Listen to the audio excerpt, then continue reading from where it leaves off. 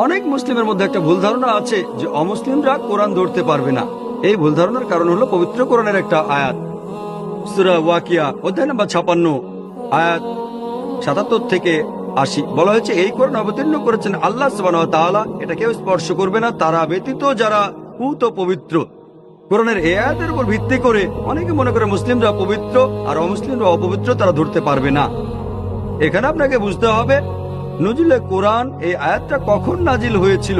কোরআনের এই আয়াত নাজিল হয়েছিল যখন অনেক অমুসলিম এভাবে বলতো যে নবীজি মুহাম্মদ সাল্লাল্লাহু আলাইহি ওয়াসাল্লাম নওয়াজুবিল্লাহ তিনি এই কিতাব পেয়েছেন শয়তানের কাছ থেকে, তখন এই আয়াতটা নাজিল হলো, কেউ এটা স্পর্শ করবে না তারা ব্যতীত যারা পুত পবিত্র। এই সেই কোরআন যেটা আছে লোহে মেহফুজে। যদি তাফসীর ইবনে কাসির পড়েন সেখানে ব্যাখ্যা দেওয়া হয়েছে যে এখানে লোহে মেহফুজের কথা বলা হয়েছে, সাত আসমানের উপর যে কোরআন সেটা কেউ স্পর্শ করবে না শুধু ফেরেশতাগণ ছাড়া। তাহলে ভাই কোরআন ধরতে কোনো সমস্যা নেই, অমুসলিম হয়েও আপনি কোরআন পড়তে পারেন। আমরা মুসলিমরা কোরআনকে আগলে রাখার চেষ্টা করি, এটা আমাদের সম্পত্তি না, সব মানুষের সম্পত্তি।